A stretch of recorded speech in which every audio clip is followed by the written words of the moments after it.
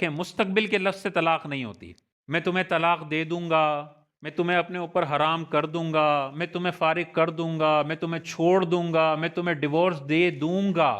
اس سے کچھ نہیں ہوتا. مستقبل کے الفاظ ہیں نا. لیکن یہ لفظ بھی بولنے سے احتیاط کرنی چاہیے. بعض اوقات زبان ٹیڑھی میڑھی ہو جاتی ہے اور فیوچر ٹینس کے بجائے نکل جاتا ہے پریزنٹ ٹینس یا پاسٹ ٹینس نکل جاتا ہے. اب نہیں ہے کوئی طریقہ. اگر مفتی اس کے اس بیان پر طلاق نہ ہونے کے فتوے دے دے تو ہر شوہر یہ کہے گا مفتی صاحب میں تو دوں گا بولنا چاہ رہا تھا، میں نے دیتا ہوں بول دیا غلطی سے. بھائی پھر تو ہر بندہ یہ جھوٹ بولے گا، اور اس جھوٹ کی بنیاد پر اگر جج فیصلے کرتا رہے تو پھر تو نظام چل ہی نہیں سکے گا. جج دیکھتا ہے ظاہر. تم نے تلوار لے کے اندر مار دیا، اب نیت تمہاری کچھ بھی ہو اس میں مرڈر ہو جائے گا. صریح لفظ کے مقابلے میں نیتوں کا اعتبار نہیں ہوتا. اچھا دوسرا کیا ہے؟ طلاق کے لیے عاقل ہونا ضروری ہے اور بالغ ہونا ضروری ہے شوہر کا. پاگل طلاق نہیں دے سکتا، ٹھیک ہے؟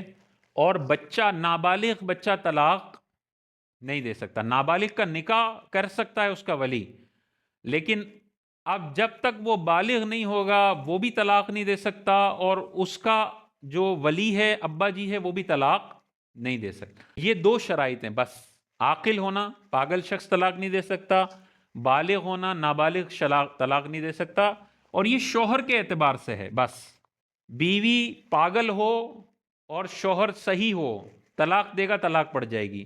بیوی نابالغ ہو، شوہر بالغ ہو جائے تو طلاق دے گا تو طلاق پڑ جائے گی. بیوی کیسی ہی ہو، پاگل ہو، نابالغ ہو، بچی ہو، بڑی ہو، کنواری ہو، حاملہ ہو، غیر حاملہ ہو، ہر صورت میں شوہر اگر عاقل اور بالغ ہے تو طلاق پڑ جائے گی.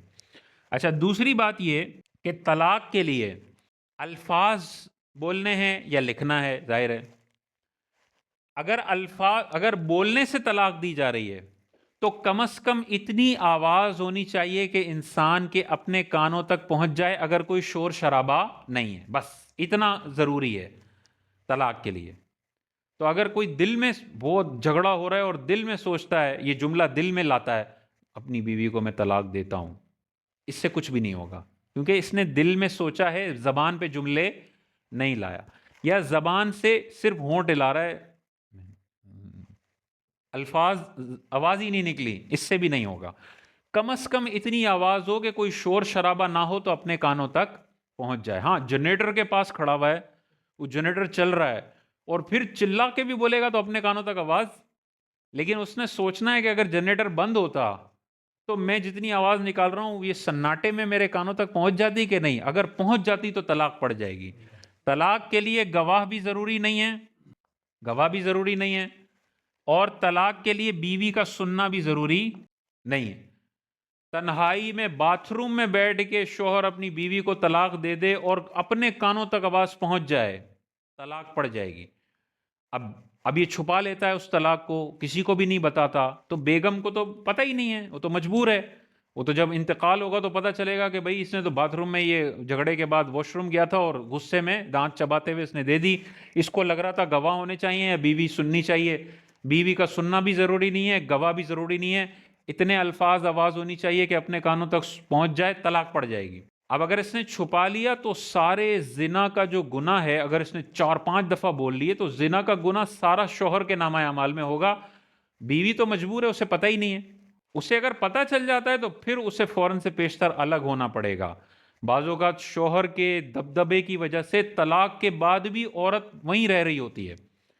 اگر 3 طلاقیں دے دی ہیں یا طلاق بائن دے دی ہے تو اب جب تک نیا نکاح نہیں ہوگا یا 3 طلاق کے بعد وہ دوسرے شوہر سے نکاح نہیں کریں گی، پہلے شوہر کے لیے حلال ہو ہی نہیں سکتی ہیں.